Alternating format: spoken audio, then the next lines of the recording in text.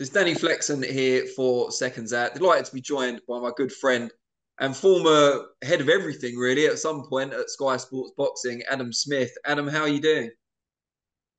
I'm good, thanks, Danny. And thank you for asking. It's been a brutal sort of 12, 15 months of recovering from illness, but I feel really good. I just went out to Saudi Arabia last weekend. I came back to Coventry. Maybe overdoing it slightly, but had two fight shows and two fight nights. It was great getting back on the mic, and yeah, look, I'm healthy. I'm really pleased to be here. I'm very grateful every day. Very humbled by the fact that my doctors managed to get me through this. And yeah, it's just nice being at home. Three beautiful children, family. You know, my wife has been incredible. The whole journey has been one of difficulty, but also, one of I've learned so much, and I have a whole new perspective on life. And I guess, yeah, being at Sky and loving it for so long and putting everything into it for almost 30 years and being all around the world and doing this and that. It's a 24/7 lifestyle. And I think, I got burnt out. I think, in many ways, I needed a break. And although it was a tough break in terms of I was in pain for most of it, and probably last April, May, fighting for my life, it was very dark. But at the same time, it gave me a chance just to sit back and reflect on, where I've been and the great times I've had doing, as you said, head of boxing and commentating and presenting and running around with fighters all around the world. It's been great. I've loved it, and I love it because I just love the sportsmen and women, and I'm so respectful of them. But also, you have to balance life, and I have a family, and I have friends, and you have to keep myself healthy. And I think it was a huge wake up call to start sort of recalibrating my life in a different way. Not that I'm not going to be, me all in, enthusiastic, passionate, and give everything I can to any challenges and jobs that come my way. But I have just to, have to think about life. It's very, very precious, and I just want to help give back a little bit more, Danny, these days. It was towards the end of 2022, I recall, when you kind of disappeared from our TV screens. And there were a lot of speculation about where you were and what you were doing and so on. At that point, how long had you actually been suffering? How long had you been unwell?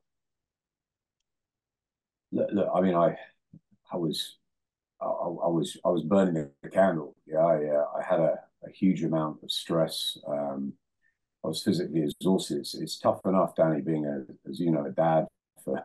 I've got three teenagers in the house now, and I'm all in work, and there was lots of things happening, and my mental health was bad, my physical health became really bad, and yeah, look, I felt unwell, and fortunately, I went and got myself checked out, and they weren't quite sure what it was at the beginning, but I was diagnosed, with very aggressive and invasive bladder cancer, and that was something I had to deal with out of the blue, which I'd never had a day off ill from Sky, sick from Sky. I just cracked on. I remember being on a ringside set one time with Johnny, and I was just literally, I don't know what temperature I had, and we just cracked on. We just didn't ever, none of us. We just were a brilliant team. We had so much fun together. We hopefully gave the fans, the public a great ride through boxing, and Sky still do. There's some terrific shows coming up, and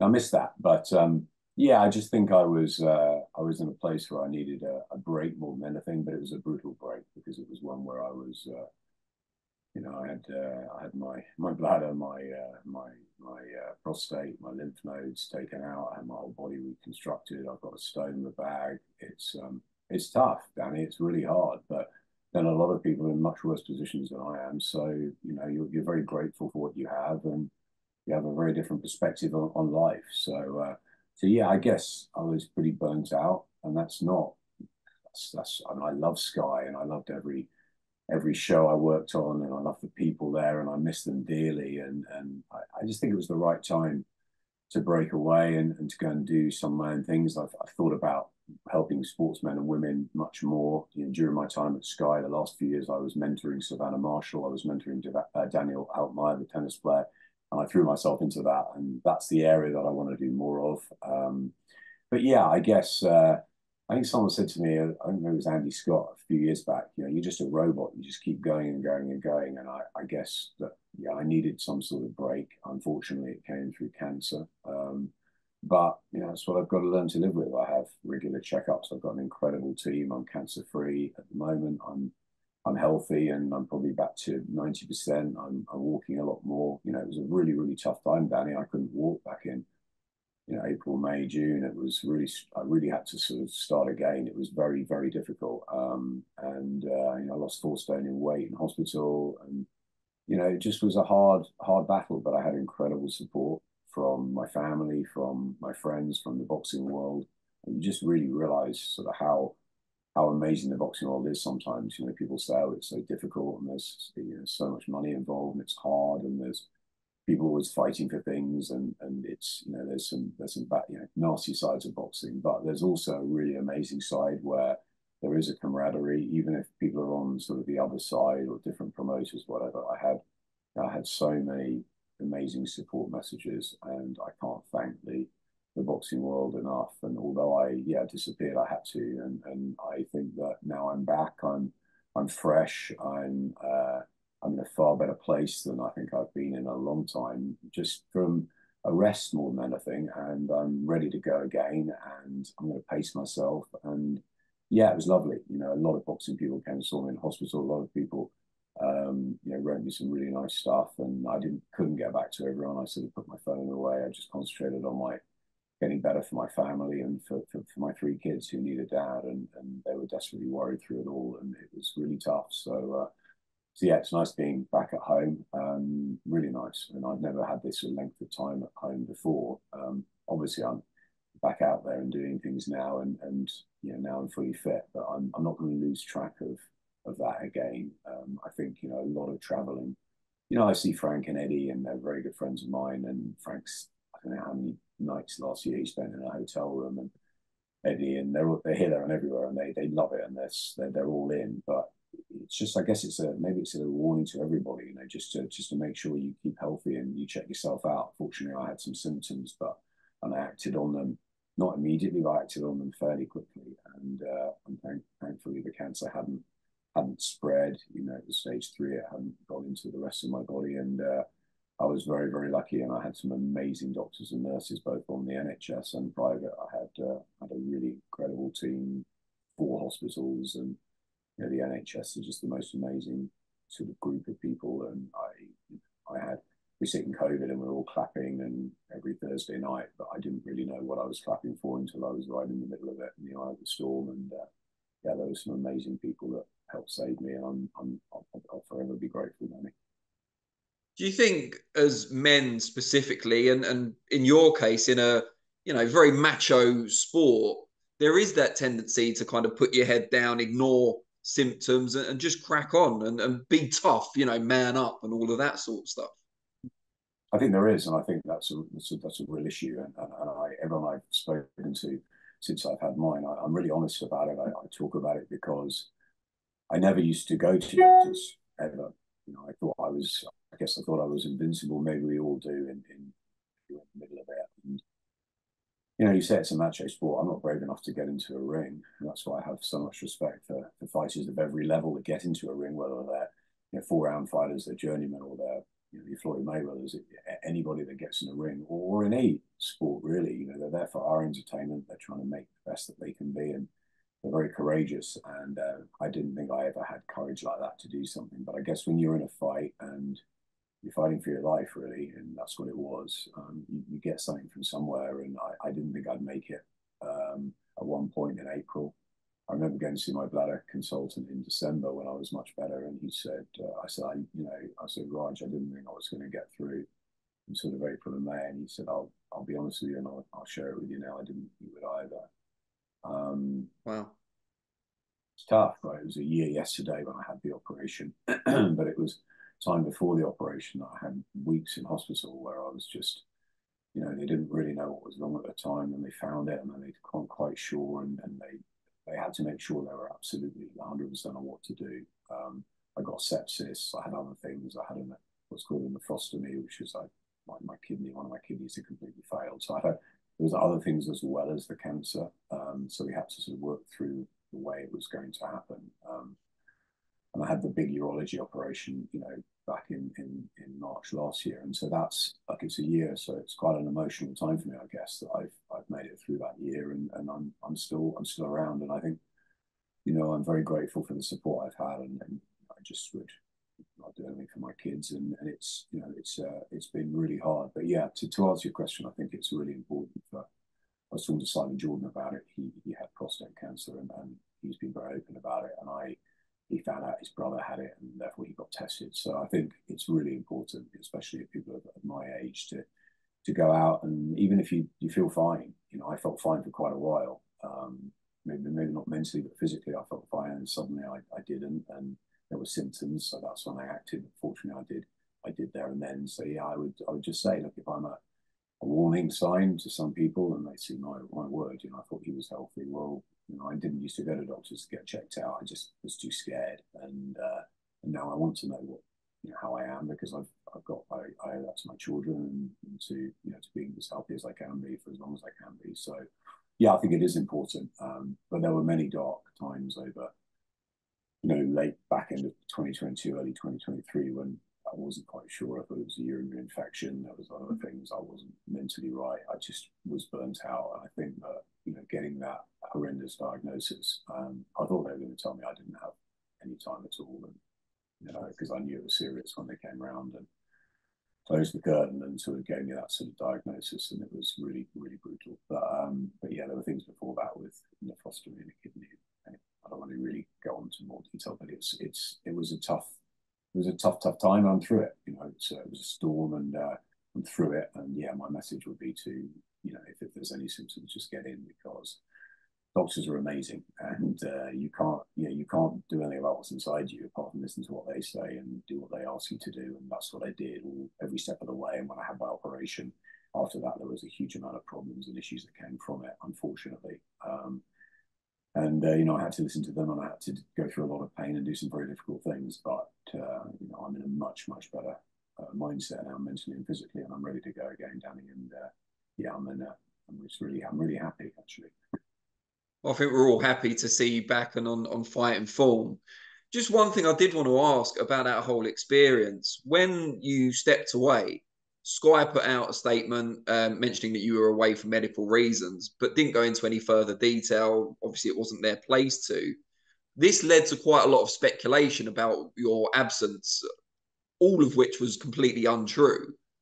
How aware were you of that, and how, did it add to the, you know, the mental side of the suffering you were going through?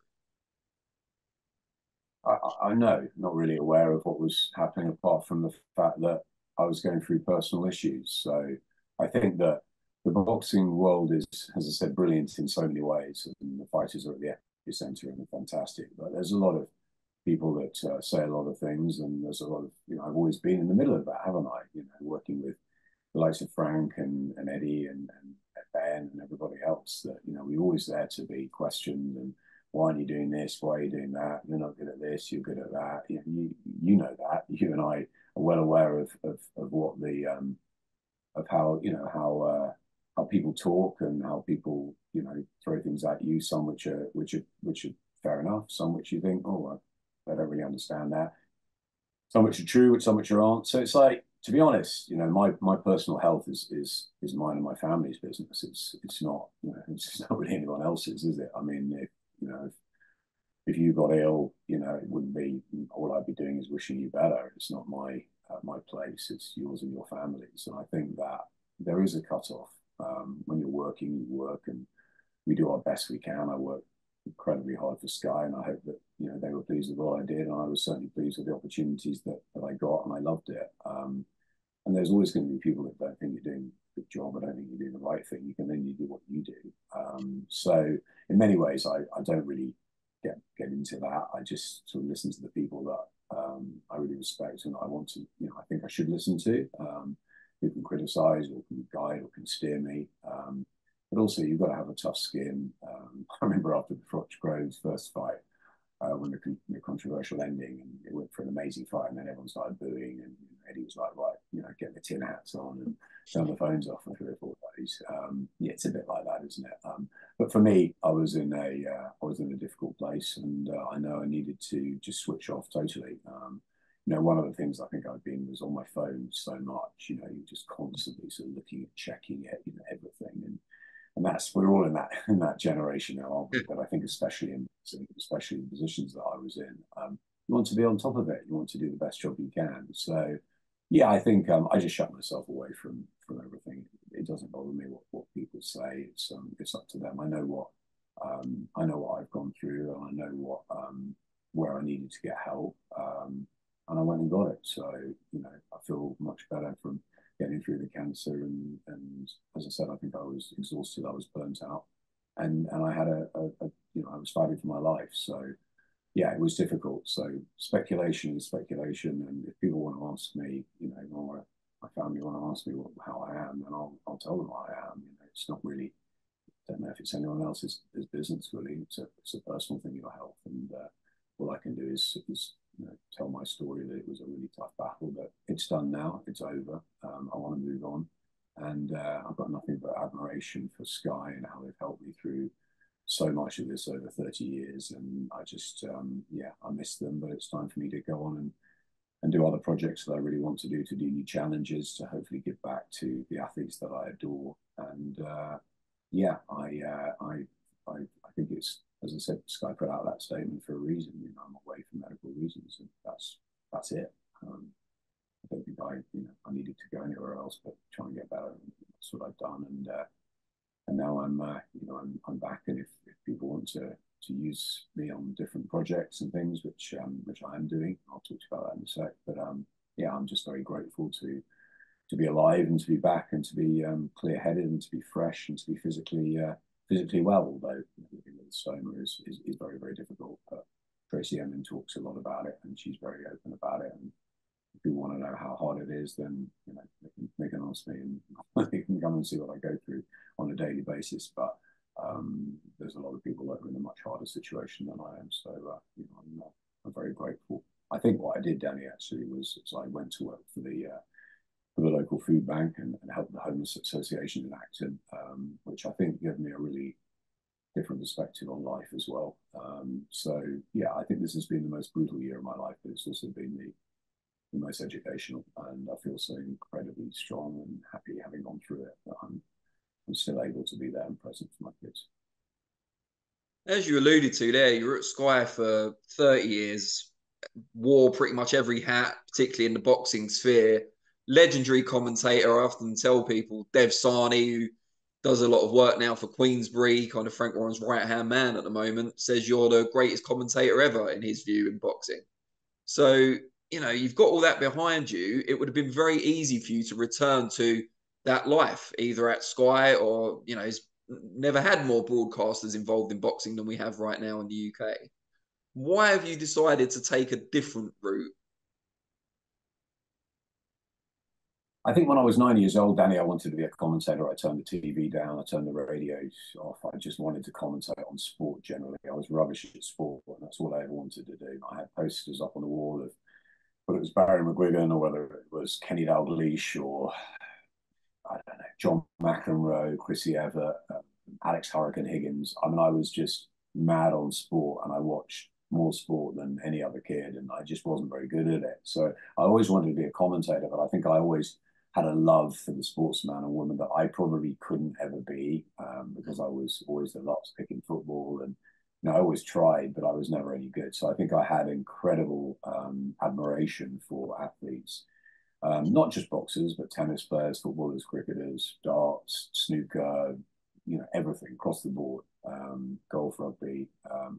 There isn't a sport that if it's on, I wouldn't watch. So I think I wanted to be a commentator, and I think I've absolutely loved that. And look, picking up a mic again recently has been fantastic. And so I'm definitely not saying, look, I don't want to commentate again. And it's very kind of people to say you're a good commentator or whatever, but you and I know that you know how hard we are on ourselves, and I just want to try and do as good a job and call it as fairly as I can. And the one thing I do have is passion. I do love it. So I do want to still commentate. I still want to broadcast. So you know, I'm a free freelancer on my own business now. So it's a case of I got a call from the BBC, which was lovely to go out and do the AJ fight on radio, which was a bit of a dream come true because I've always wanted to do radio. So you know, I'm out there if people want to use me for different jobs. Izzy Asif asked me if I wanted to do the GBM Sports show in Sheffield a few weeks ago, and I thought, why not? You know, I love grassroots boxing as well. I love boxers coming through, and I thought that would be fantastic. I'd love to do that. And yeah, I guess it's a bit like riding a bike. You pick the mic up and you go straight back into it, and I really enjoyed it. So I don't want to stop doing that. I do want to still broadcast, but I also want to really commit time to helping new ventures, helping sportsmen and women, that sort of thing. So I've teamed up with Ollie Weingarten, who's a great guy, who's been a general counsel. He's been at Premier League, he's been at Formula One, he's run his own business, he's been a boxer, sort of where I knew him from, but I'd heard about his reputation through obviously the sporting TV industry, etc. And you know, a lot of people spoke really highly of him. So we got together, and he's got a great team. We built this team, this startup, and we're really genuinely excited about it. Summit Sports we launched a couple of weeks ago now, and I can't remember, it's all a bit whirlwind. And we've got a launch party coming up in 2 weeks. So we're out there, and we are like kids running around trying to do as much as possible. So maybe it's that commitment, it's that 24/7. I've just got to be a little bit careful of. But it's very exciting. It's an opportunity for me to work with sportswomen, sportsmen, which I have loved. And I think if my goal was to commentate when I was a kid, my aim in the last few years has very much been to help athletes, and you know, mentoring Savannah Marshall, taking her from when she was broken after the Olympics to when she turned pro, and looking at seeing how she's done. And then Daniel Altmaier, who came to me he was about 19, he was 220 in the world. He then crashed down the rankings, he got injured, he had a real difficult sort of couple of years, but he's regained himself. He's now in his mid-20s, and he's in the top 60, 70 in the world. You know, he beat Yannick Sinner, the Australian Open champion in Paris at Roland Garros. So it's a fantastic story, but more than that, I've helped him to, I think, establish his life, because sporting careers are so short. Injuries can happen, it can all be over like that. And it normally is by the time you're 35, 40 latest, really. So I just wanted to sort of help him think about life outside of it, and what he would do next, and what he would build, and maybe to invest money, and if he needed help on communication side or commercial side, or on storytelling, or on mental health, which I think is massively important. All of these things, charities, you know, how to sort of set yourself up for life, really, because I think there's a real difficulty with that transition from being a sportsman or woman into the sort of real world. It's a bit, I guess, like leaving the army, or for me, leaving Sky after 30 years and going solo. You've got a lot of people supporting you and wanting you to do well, but ultimately it's on you now. I don't have a nice sort of, you know, company surroundings where I'm sort of part of. Yeah, and I think it can be very sort of frightening and quite lonely, but it can also be really exciting. And I think I want to help athletes sort of get to that point, whether they're, you know, got a couple of years left of their careers, or whether they're 14, 15, 16 and thinking about getting in, and maybe just sort of helping them with that life education, that it's always really important to live your dream, and to go for, you know, for glory in your sporting arena, or your chosen sort of talent, but also to think about the other side. It's not get rich quick, let's not sort of, you know, have no plan B. And I think I learned that very early on with Spencer Oliver, when he had his injury, that we sort of fished him out, and he was pretty broken, and it was like, what is he going to do with his life? He was 22, 23, and we gave him a shot in media, and he was just great. And I think he's made a great career out of it, and it's really good to see. And so I think there's things like that, and I see some fighters who've made a lot of money who just don't seem particularly happy, or some fighters that haven't, and don't really know what to do, and I think there's that whole area I'm really interested in helping out in. So Summit Sports are going to, yeah, we're a different management company. I think we're more like, I guess, partners. We want to be a 360 sort of shop for our people, not even our clients. I think then it's closer than that. I want to get really close to the sportsmen and women. They have a trainer. We can't make them better in the ring or on the court or wherever, or as a Formula One driver. We can't make them better.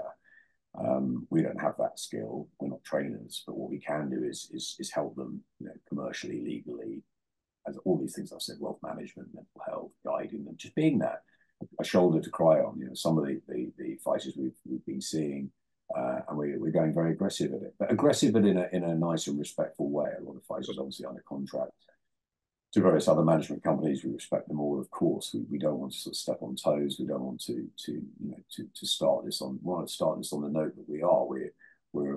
I believe that we're very integral, and I really want to be trusting to these men and women that join us. It's a two-way thing. We want them to really want to come with us, and we want really to get them and not to have them alongside us. And I think for a long time, sometimes, especially in boxing, athletes have been a bit lost about sort of where they are, and sometimes they have a bad day. And I've had a lot of people call me over the years and say, Adam, I don't really know which direction.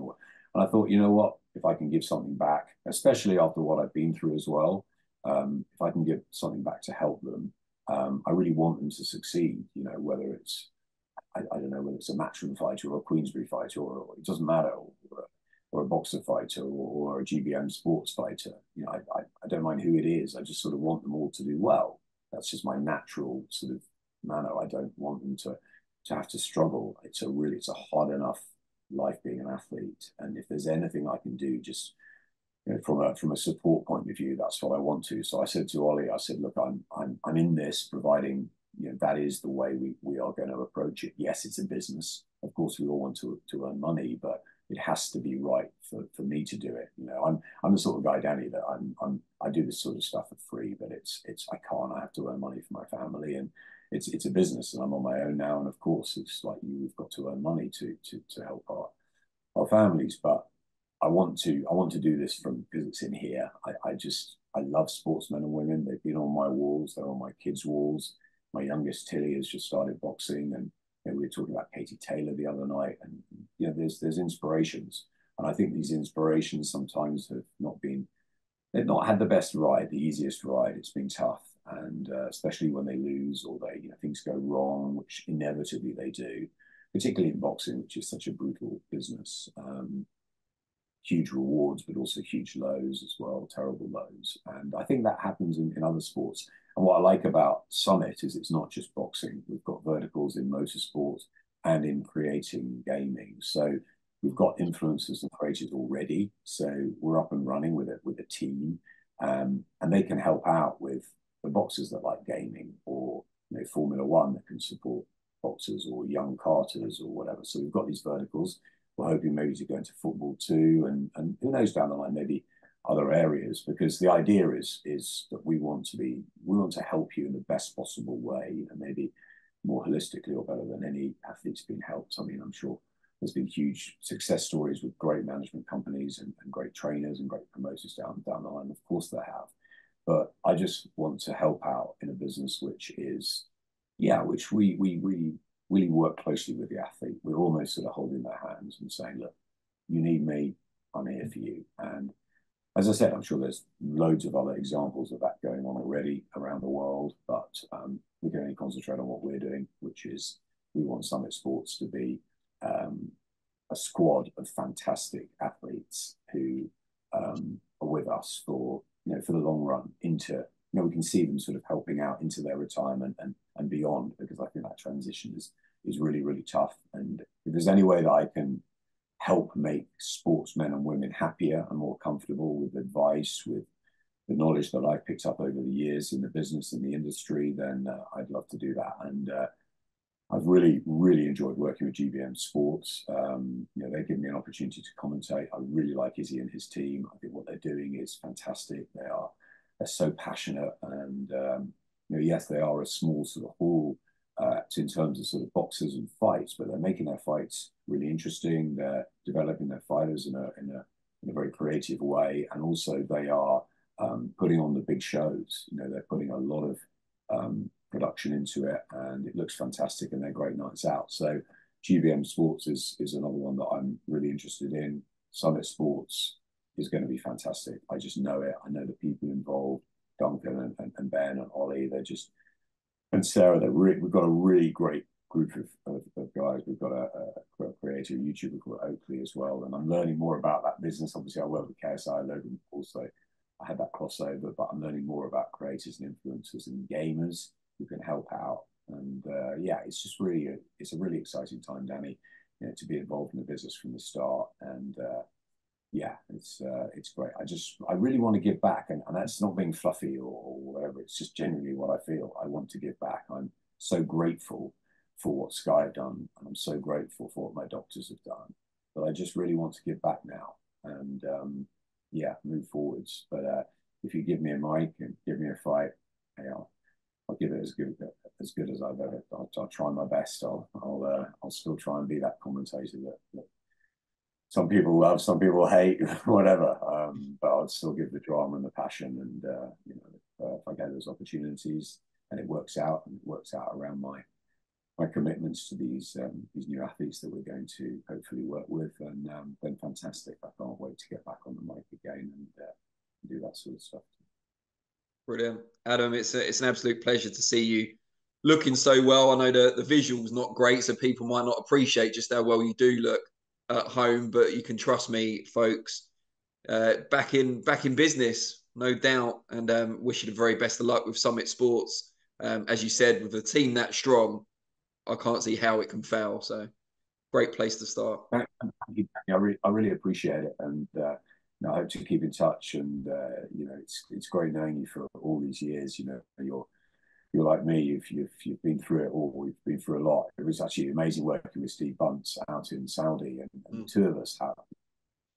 How many of us go back that far? And you know, Paul Ron Lewis, who we lost last year, was another. But there's Gareth O. Davis. There's certain people, Jeff Powell, that have gone right back, and Bunty was one, and I never really worked alongside him, and it was just an absolute pleasure. It was great fun, and yeah, I guess I look at it in a really different light now. I'm just yeah, it was really nice for the BBC to ask me to do that, and you know, maybe the phone won't go like it did when I was at Sky, but if it does, I'd love to come off the subs bench and do a bit more.